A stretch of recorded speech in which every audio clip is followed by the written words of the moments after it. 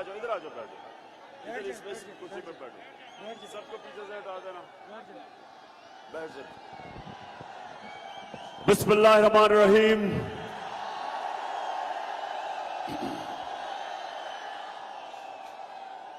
इय्याका नअबुदु व इय्याका नस्तईन। मेरे 18,000 के नौजवानों, बुजुर्गों और खास तौर पे जो मेरी बहनें आई हुई हैं,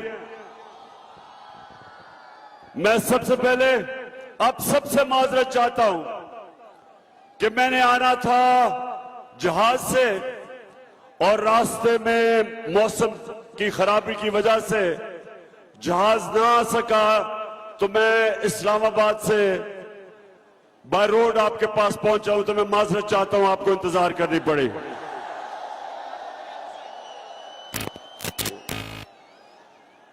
तो मैं मेरे नौजवानों और बुजुर्गों और बच्चों और बहनों, आपको पता है मैं आपके पास क्यों आया हूं? क्यों आया हूं? क्योंकि हमारा जो नुमाइंदा था, जिसको आपने वोट दी थी, वो लोटा हो गया।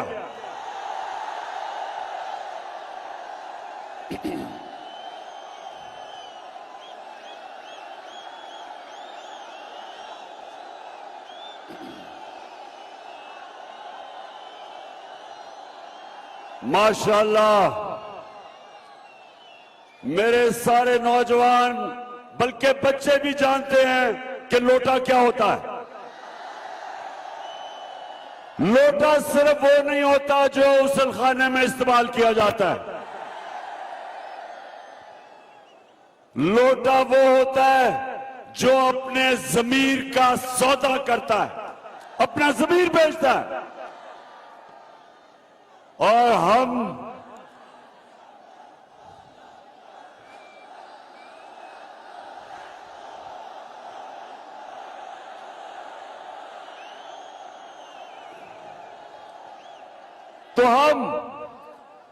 सारी पाकिस्तान की कौम गैरतमंद कौम है।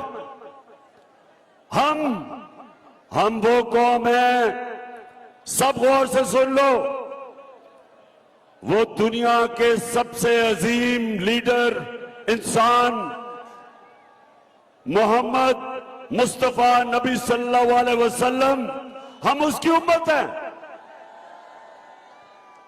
ये मुल्क बना था एक बहुत बड़े अल्लाह के सामने, हमने वादा किया था, और वही हमारा कलमा है कि पाकिस्तान का मतलब क्या, और उसके साथ एक तो इस मुल्क का मतलब यानी इसका मतलब कि ला इलाहा इल्लल्लाह, कि अल्लाह, हम कभी किसी के सामने झुकते नहीं और अपने ज़मीर का सौदा नहीं करते, क्योंकि अल्लाह अल हक है। मुसलमान के ज़मीर की कोई कीमत नहीं होती, क्योंकि हम सच और हक पे खड़े होते हैं। और दूसरी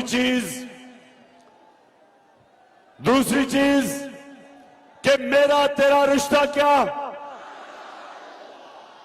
और इसका मतलब ये कि खैबर से लेके कोयटा से लेके ग्वादर से लेके कराची से लेके सारे पाकिस्तान के अंदर हमारा आपस में रिश्ता ला इलाहा इल्लल्लाह है। हम सब अल्लाह को मानते हैं और किसी और को खुदा नहीं मानते। लोगों की मुख्तलिफ ज़बानें हैं, सिंधी, पश्तो, उर्दू, पंजाबी, बलोच, लेकिन हमारा रिश्ता सिर्फ जो नारे पे पाकिस्तान बना था, ला इलाहा इल्लल्लाह, ये हमारा रिश्ता है सबका। चाहे गरीब हो चाहे अमीर हो, कमजोर ताकतवर, हमारा रिश्ता ये है। लेकिन मेरे 18,000 के लोगों, हम इसको पहचान नहीं सके, इस रिश्ते को नहीं पहचान सके। और यही वजह है कि ये मेरा मुल्क आज एक अजीम मुल्क नहीं बन सका।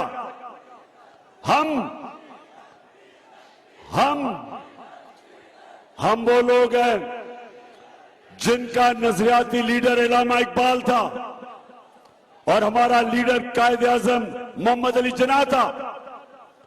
बड़े इंसान थे, बड़े अल्लाह के वो लोग थे जो सच्चे, सादिक और अमीन, असूल पे चलने वाले।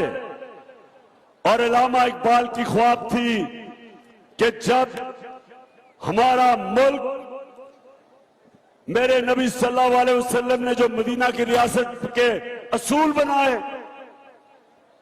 जब हम उन पे खड़े होंगे, अदल और इंसाफ, इंसानियत और खुददारी, तब ये कौम एक अजीम कौम बनेगी। लेकिन हम नहीं बने क्योंकि हम उन उसूलों पे नहीं चले। ये जो लोटे, ये लोटे क्या, ये वो लोग हैं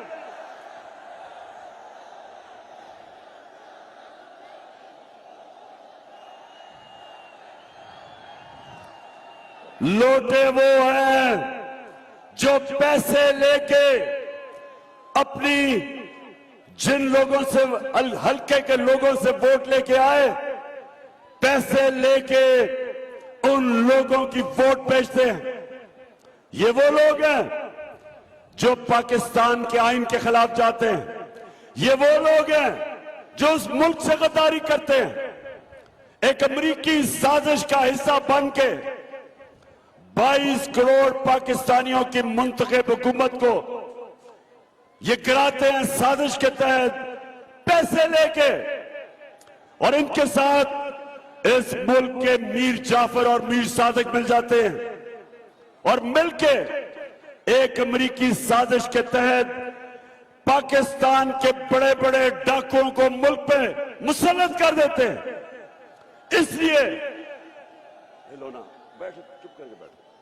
इसलिए सुनो मेरे नौजवानों, गौर से सुनो। इसलिए ये इतवार को जो इलेक्शन आ रहा है, ये हमारे मुल्क के मुस्तकबिल का फैसला करेगा। मैं आज सबकी ड्यूटी लगा रहा हूं कि आप सबने पूरा जोर लगाना है। आपने घर घर जाके लोगों को निकालना है। मेरी बहनों, आपने भी घर घर जाके लोगों को निकालना है, क्योंकि हमने ये इलेक्शन इसलिए जीता है, इस मुल्क के मुस्तकबिल के लिए, अपने नौजवानों के लिए, बच्चों के मुस्तकबिल के लिए। इन चोरों से इस मुल्क को बचाना है, अमेरिकनों के गुलामों से इस मुल्क को बचाना है। बताओ मुझे, आप सब इसमें पूरी तरह शिरकत करोगे?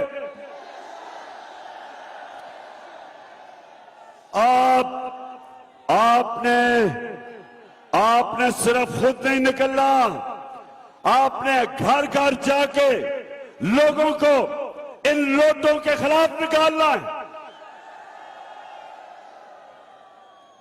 और मेरी बहनों, आपने भी, और खास तौर पे औरतों के पोलिंग स्टेशन के ऊपर ये धांधली करते हैं, आपने खास तौर पे औरतों के पोलिंग स्टेशन को संभालना है।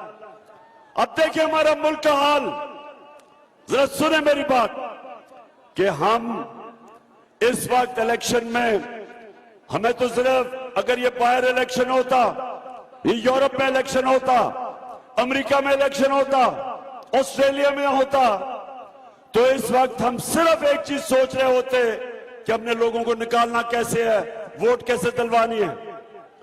लेकिन हम क्या सोच रहे हैं आज, कि कैसे हमने ये नून लीग डाकुओं की धांधली, कैसे अपने वोटों को इनकी धांधली से कैसे बचाना है।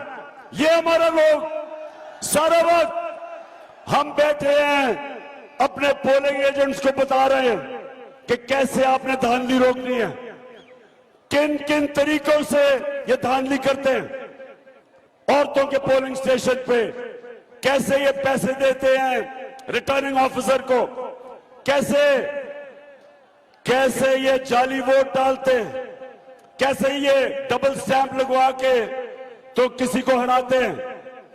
सारी चीजें हमारे पोलिंग एजेंट्स की तैयारी करवा रहे हैं कि इनकी धांधली रोको, क्योंकि इस वक्त हमारा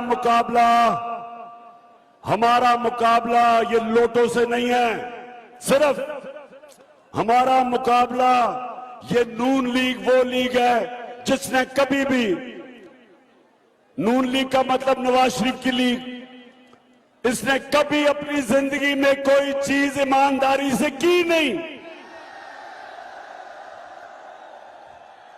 आज से 40 साल पहले ये जम्हाना में क्रिकेट खेलता था, वहां भी अपना अंपायर खड़ा करता था।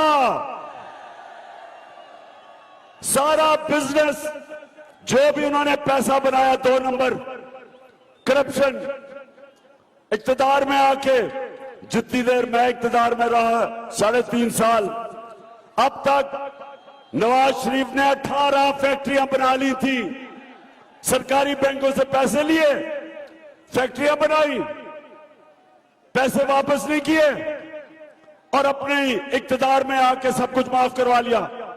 ये इनकी बिजनेस थी। और उससे हुआ क्या? बिल्कुल चोर है ये।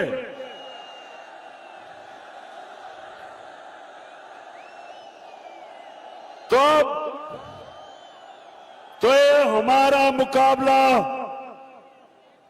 शरीफ खानदान और इनके दरबारियों से, लोटों से, इलेक्शन कमीशन से जो इनके साथ मिला हुआ है। ये खुफिया जाके सिकंदर जो चीफ इलेक्शन कमिश्नर है, ये जाके मरियम और वो हमजा कुकड़ी को मिलता है।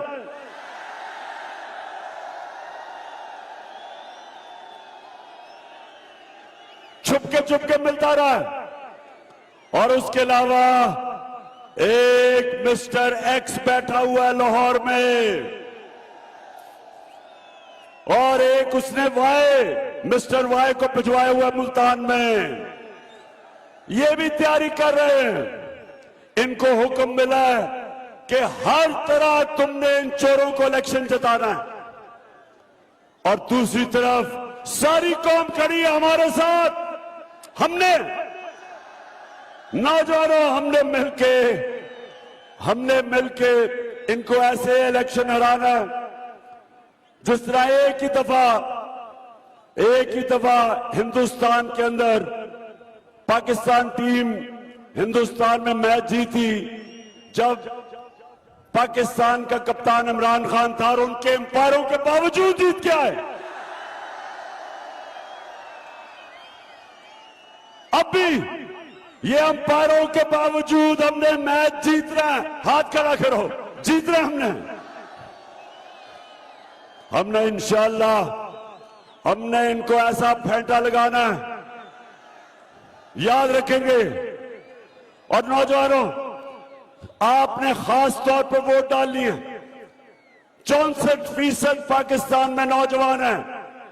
अगर हमारा नौजवान निकलाया तो ये जो मर्जी कर ले, जितनी मर्जी धांधली करें, इंशाअल्लाह हम इनको इतवार को जब रिजल्ट आएगा तो मैं आपके पास आऊंगा इंशाअल्लाह जश्न मनाने के लिए।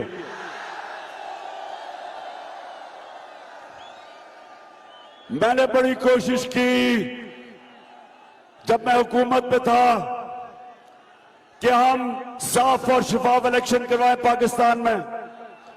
मैंने 2.5 साल से कोशिश करता रहा कि इलेक्ट्रॉनिक वोटिंग मशीन पाकिस्तान में लेके आए। इलेक्ट्रॉनिक वोटिंग मशीन क्या होती है? जैसे ही दबाते रहते हैं बटन, जिस तरह आप मार्केट में जाते हैं, आप सब्जी खरीदते हैं या चीजें खरीदते हैं, वो दबाता है और फिर वो आखिर में बटन दबाता है, रिजल्ट आ जाता है, पैसे आ जाते हैं, कितने पैसे। उसी तरह इलेक्ट्रॉनिक वोटिंग मशीन हिंदुस्तान में भी है, ईरान में भी है। हमने बड़ी कोशिश की कि यहां भी अगर इलेक्ट्रॉनिक वोटिंग मशीन आ जाएगी तो ये जो सारा जो धांधली का निजाम है, हम भी दुनिया की तरह साफ और शफाफ इलेक्शन करवाएंगे। लेकिन ये जो दो खानदान पिछले 35 साल से पाकिस्तान पे मुसल्लत है, इन्होंने 32 साल मिलकर दोनों ने हुकूमत किया। इन दोनों ने हर जगह जाली वोटें बनाई हुई हैं। जितनी भी मैंने कोशिश की, इन्होंने इलेक्ट्रिक वोटिंग मशीन की पूरी मुखालफत की और इनके साथ मिल गया चीफ इलेक्शन कमिश्नर, इसने भी पूरी मुखालफत की। हालांकि इलेक्शन कमीशन का तो काम है साफ और शफाफ इलेक्शन, उसने भी पूरी कोशिश की और ना आने दी इलेक्ट्रॉनिक वोटिंग मशीन, सिर्फ इसलिए कि ये इजाजत दे, मौका दे धांधली का। और वो भी लोग जो पावर में बैठे हैं इस मुल्क में बड़ी देर से, वो भी जो इलेक्शन को देखते हैं कि जिधर मर्जी रिजल्ट करवा दे, उन्होंने भी नहीं मशीन आने दी। और उसका नतीजा आज ये है कि हमारा सारा वक्त लग रहा है कि हमने इस इलेक्शन में इतवार को इनकी धांधली कैसे रोकनी है, ये हमारा सारा वक्त लग रहा है। ये हमारे मुल्क के लिए बाइस शर्म है। वो मुल्क, वाहिद मुल्क जो इस्लाम के नाम पे बना था, और हमारे मुल्क में ये सारी कौम के सामने जो भी इलेक्शन होता है, जो भी 1970 के इलेक्शन के बाद जो इलेक्शन होता है उसमें धांधली होती है, या जो हारने वाला है वो मानता नहीं इलेक्शन। इसलिए मैंने कोशिश की थी, क्योंकि मैं वो कप्तान था जो क्रिकेट की 200 साल तारीख में पहला कप्तान था जो न्यूट्रल अंपायर लेके आया। उसी तरह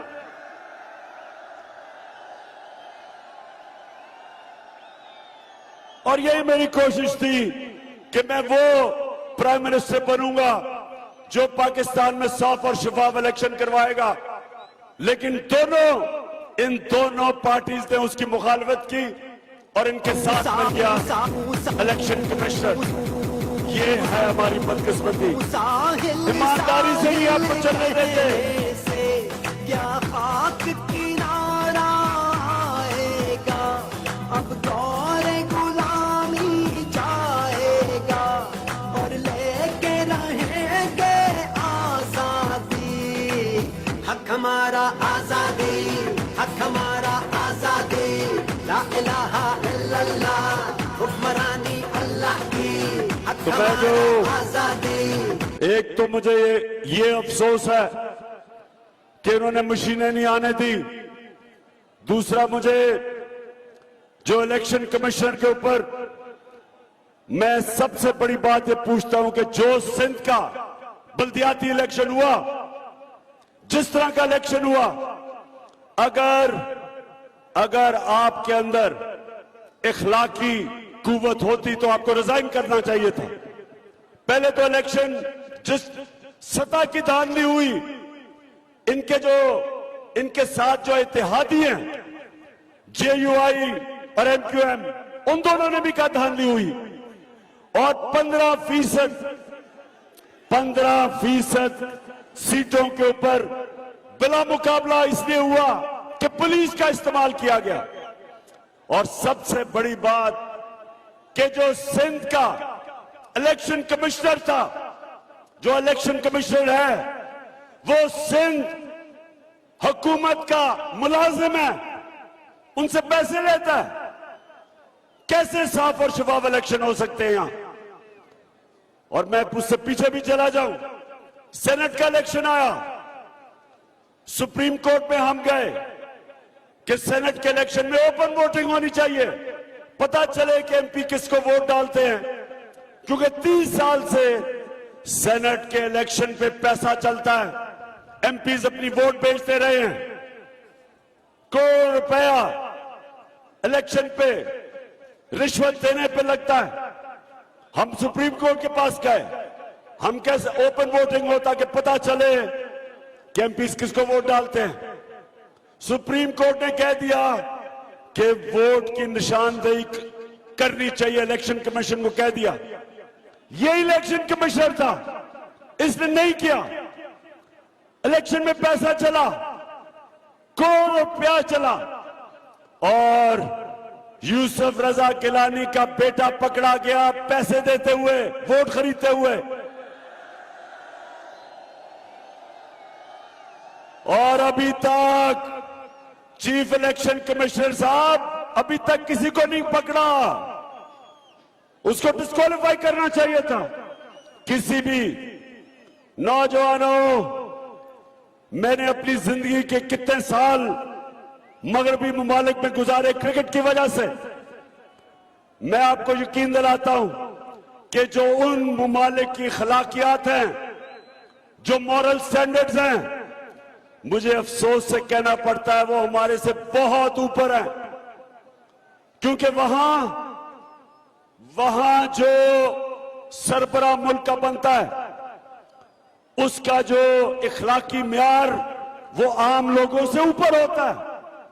अभी बर्तानिया में उन्होंने अपने प्राइम मिनिस्टर को निकाला। किस चीज पे निकाला? पता है किस चीज पे निकाला? कि उन्होंने कहा कि कोरोना के दौर में आप अपने ऑफिस के लोगों के साथ क्यों बाहर जमा हो गए, जबकि कहा था सोशल डिस्टेंसिंग। सोचे, या खबर भी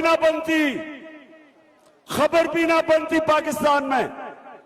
और उनकी खिलाफियत देखे कि उन्होंने कहा कि कानून सबके लिए एक है, कोई कानून से ऊपर नहीं है।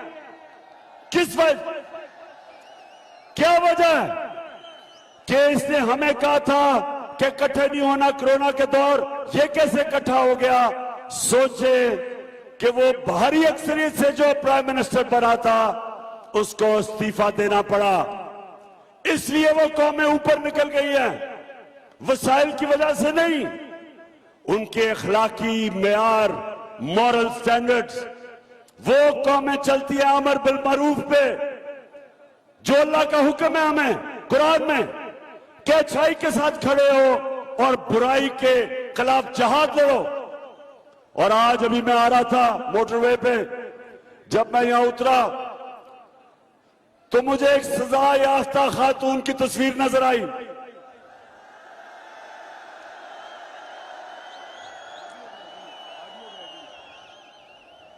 और उसके साथ तस्वीर मैंने किसकी देखी?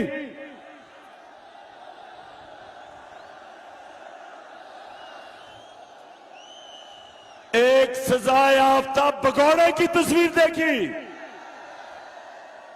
झूठ बोल के मुल्क छोड़ के भाग गया। अब सोचे, बर्तानिया के अंदर अब कोई सोच तस्वर नहीं कर सकता कि किसी की जुर्रत हो कि एक जमानत के ऊपर सजा याफ्ता खातून की तस्वीर लगी हो और दूसरी तरफ एक करप्ट झूठ बोलने वाला सजा याफ्ता भगोड़े की तस्वीर लगी हो। ये है फर्क। वो माशरे, उन माशरों के अंदर कानून से ऊपर कोई नहीं। वो माशरे ताकतवर डाकुओं को जेलों में डालते हैं। और हमारी बदकिस्मती ये कि हमारा जो इस वक्त प्राइम मिनिस्टर नहीं, क्राइम मिनिस्टर, वो और उसके दो बेटे, जिसको उन्होंने गैर आईनी तौर पे आज बैठा हुआ है वजीर आला हमजा कुकड़ी, ये दो और इसके बेटे को एफआईए में 16 अरब रुपए की इनके ऊपर करप्शन है। 8 अरब रुपए की करप्शन नैब में। अब सोचें इस मुल्क की बदकिस्मती कि साजिश के तहत साजिश तो अमेरिकनों ने की, लेकिन हमारे मीर जाफर और मीर सादकों ने इन चोरों को हमारे ऊपर मुसल्लत किया, इस कौम की तौहीन की। आज वो चोर ऊपर बैठे हुए हैं और आते साथ ही इन्होंने 1100 अरब रुपए की आपका पैसा जो नैब में था, 1100 अरब रुपया जो इस कौम से चोरी किया था, आते साथ ही इन्होंने असेंबली में नैब की अमेंडमेंट करके सारा पैसा माफ करवा लिया।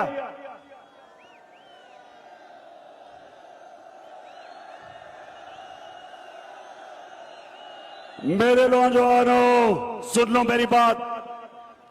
मेरे नबी सल्लल्लाहु अलैहि वसल्लम ने कहा था, ये सब सुन लो, उन्होंने कहा था तुम्हारे से पहले बड़ी कौमें तबाह हुई। उन्होंने बताया कि तबाह हुई, कैसे तबाह हुई? तबाह ऐसे हुई कि कंगाल हो गई, उनके पास पैसा खत्म हो गया, बैंकरप्ट हो गई। और उन्होंने कहा जो कौमें तबाह हुई तुम्हारे से पहले, छोटा चोर चोरी करता था तो उसको जेल में डाल देती थी वो कौमें, लेकिन बड़ा डाकू जब चोरी करता था तो वो उसको एनआरओ दे देती थी, वो तबाह हो जाती थी। और ये अभी मैं आपके सामने दो मिसालें देता हूं, दो मिसालें आपके सामने। एक श्रीलंका, श्रीलंका में भी 20 साल से एक खानदान बैठा हुआ था, प्राइम मिनिस्टर भी उस खानदान का, प्रेसिडेंट भी उस खानदान का। जिस तरह शहबाज शरीफ प्राइम मिनिस्टर और हमजा कुकड़ी चीफ मिनिस्टर, जिस तरह वहां सिंध के अंदर एक ही खानदान, जरदारी खानदान, उसकी बहन, उसका बेटा, वो सारा सिंध के ऊपर बादशाह बने हुए हैं। इसी तरह श्रीलंका में एक खानदान 20 साल से हुकूमत कर रहा था। क्या हुआ? वो पैसा चोरी चोरी करके बाहर भेज रहे थे। आज तस्वीरें छपी हैं कि उस खानदान ने कितने अरबों अरबों रुपया मुल्क से बाहर महलात लिए हुए हैं, प्रॉपर्टीज ली हुई हैं, मुख्तलिफ जगह के ऊपर सरमायाकारी की हुई है मुल्क से बाहर। तो वो अरबोपति बनते गए और श्रीलंका का दिवालिया निकल गया। आज उनके पास पैसा नहीं तेल खरीदने के लिए, श्रीलंकन भूखे जा रहे हैं क्योंकि उनकी लीडरशिप ने चोरी कर करके उनका मुल्क तबाह कर दिया। लेबनान सुने जरा, जो बैरूत हम जब बड़े हो रहे थे, आज जिस तरह आप दुबई जाते छुट्टियों के लिए लोग, हमारे जमाने में बैरूत जाते थे। उधर भी उनके हुक्मरान, उन्होंने जब चोरी शुरू की तो आज बैरूत का यह हाल है कि 70% लोग गुर्बत की लकीर से नीचे चले गए।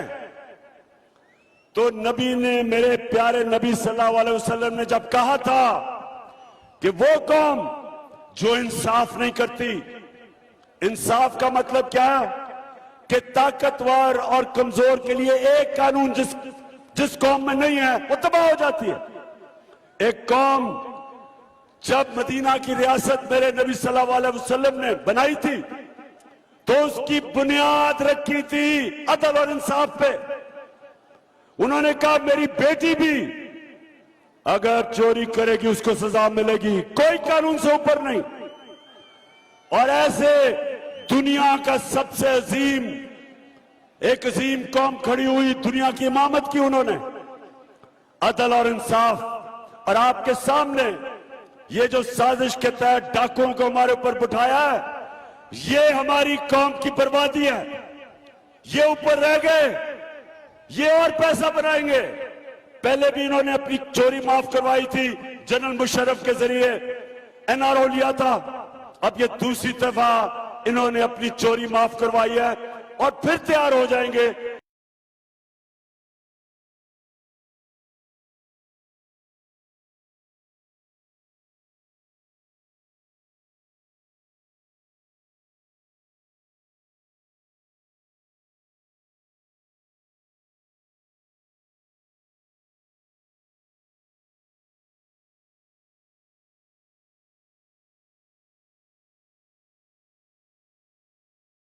कहता है, सुने जरा। मैं सऊदी अरब से होके आया हूँ, मैं यूएई के होके, अभी मैं तुर्की होके आया हूँ, और मैंने उन भाइयों को कहा कि आप हमारे बड़े अजीम भाई हैं, हमेशा आपने हमारी मदद की। और मैंने यही कहा, जब मैं आया हूँ तो आप समझेंगे शायद ये मांगने आया है, मैं मांगने नहीं आया, लेकिन मजबूरी है हमारा। जिस तरह माजी में 75 साल में आपने हमारा हाथ बटाया है, कुछ ऐसा आप हाथ बटा दें। तो मैंने कहा मैं वादा करता हूं कि इंशाअल्लाह हम पूरी कौम हम मिलकर दिन रात मेहनत करेंगे, पसीना कराएंगे अपने पाँव पे खट। मैं सऊदी अरब से बस मैं यूएई के हो गया, अभी मैं अब मैं ये आपसे पूछता हूं, 18 हजारी वालों, मैं आपसे पूछता हूं, क्या हम भिखारी हैं? और कहता आप 75 साल से हमारी मदद कर रहे हैं। ओ अहमक, ओ बेवकूफ आदमी, चेरी ब्लॉसम, बूट पॉलिश, ये हमारी मदद कोई नहीं कर रहा। जो पैसा आता है वो तो आपकी जेबों में या आपके बड़े बड़े लंदन में महलात में चला जाता है, या जरदारी के उसका जो बाहर पैसा रखा है या तो उधर चला जाता है। ये कौम तो ये यहां से लोग जाते हैं, मेहनत करते हैं, हमारे मेहनत कश पाकिस्तानी 18-18 घंटे काम करते हैं बाहर, वो पैसा भेजते हैं पाकिस्तान जिस पे मुल्क चलता है। और ये डाकू ऊपर से यहां से पैसा चोरी करके, मनी लॉन्ड्रिंग करके मुल्क से पैसा बाहर भेज देते हैं और फिर कहते हैं जी हमें मांगने तो नहीं आया।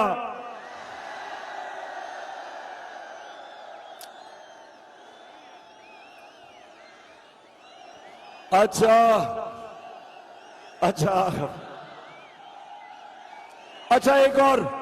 एक और सुन ले जरा, वो जरा लोगों को जो इश्तिहार यानी जो इश्तिहारी जो जमानत के ऊपर खातून है, इनका मसला ये है कि इनसे सच नहीं बोला जाता।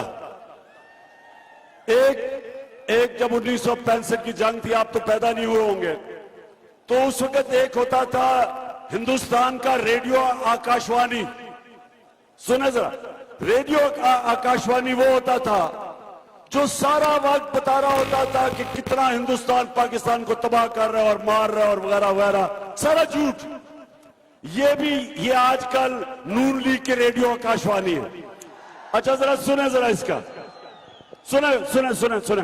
और मुझे समझ नहीं आई कि मेरी और मेरी वालदा की और बहन भाइयों की प्रॉपर्टीज ये कहाँ से निकाल के ले आए हैं। मेरी सेंट्रल लंदन में प्रॉपर्टीज तो दूर की बात है, मेरी पाकिस्तान में भी कोई प्रॉपर्टी नहीं है, मेरे नाम पाकिस्तान में कोई प्रॉपर्टी नहीं है। बस। अच्छा अब मरियम बीवी को ये नहीं पता था कि वो अल्लाह अल हक है, वो उसका वादा है, सच सामने आना है। अब ये 2014 में कह रही है ऑलरेडी कि जनाब मेरी तो कोई लंदन तो छोड़ो, पाकिस्तान मेरी प्रॉपर्टी, ये कह रही है 14 में। 2 साल के बाद एक बहुत बड़ा इंकशाफ होता है, आलमी इंकशाफ, जिसको पैनामा पेपर कहते हैं। जो ऐसे छुपाए हुए उन्होंने अपनी प्रॉपर्टीज छुपाई हुई थी, वो सारी सामने आ जाती हैं। तो जब वो सामने आती हैं 2 साल के बाद, तो जरा बताएं इनके भाई साहब क्या कहते हैं। माशी हालात जो है हमारे इंतहाई मजबूत है। ये सारे हुसैन शरीफ है। अच्छा, बहरहाल 2 साल के बाद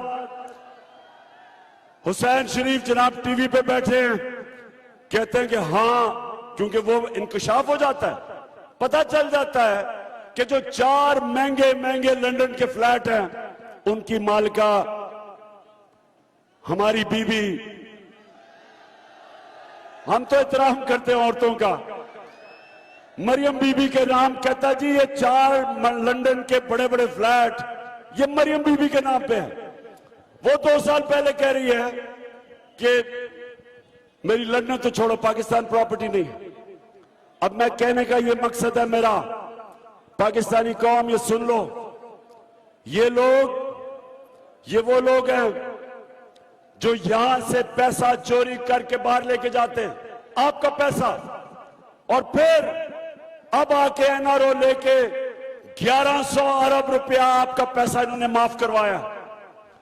इसलिए इतवार को आप सब ने निकलना है, लोगों को निकालना है। वादा करो लोगों को निकालोगे।